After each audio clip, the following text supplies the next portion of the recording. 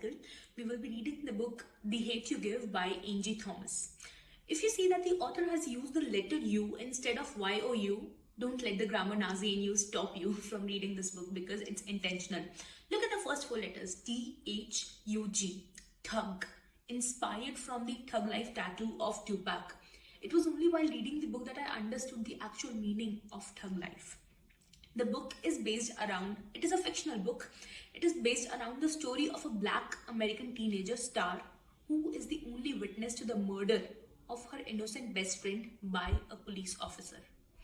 The protagonist lives in an all-black neighborhood but attends an all-white school, and hence she lives in a dual reality and has to keep her friend groups and personalities separate. The author Angie Thomas is also a black woman who leads us through the story of recognizing your own voice and building your moral compass.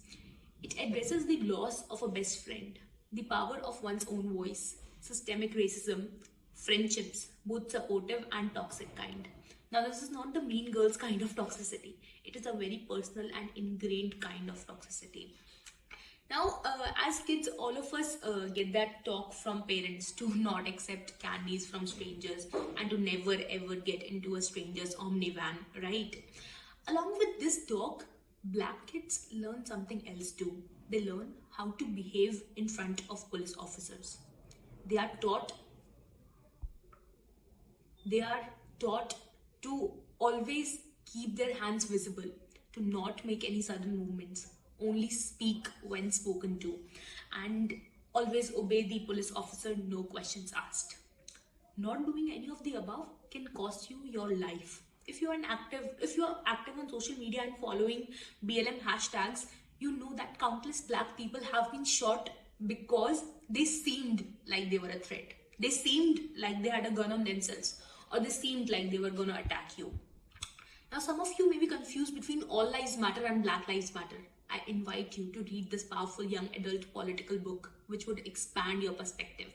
This book has unashamedly represented black culture, and even people like us who never got to experience any of it can understand everything.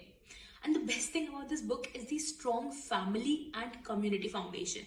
All of us here at Book Club laughed, cried, got angry while reading this book, and you sure get to experience all the full emotional spectrum. Although it addresses heavy topics, but the light-hearted humor gets us through it. The lesson author wants us to take from this book is that empathy is more powerful than sympathy. I hope to see you all in the discussion. Hello everyone, the book that we'll be reading in this reading cycle is Seeing Like a Feminist by Nivedita Menon. Now, all of us look at this world through an extremely biased lens, a lens that is clouded by stereotypes, by ideas that are entrenched in our minds and reiterated by the patriarchal society with every passing minute of our lives. Did you know that by the time a child is 2 years old, they're able to recognize that a particular task is a male's work or a woman's work? But has it ever occurred to you that why this gendering of simple household work per se? Well, this book might help you answer. Seeing Like a Feminist is an attempt by Nivedita Menon to look at the society through a feminist lens.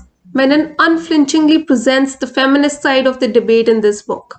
Menon says that feminism is about recognizing the hierarchy of gender and realizing that to live as a male and a female are two completely different realities.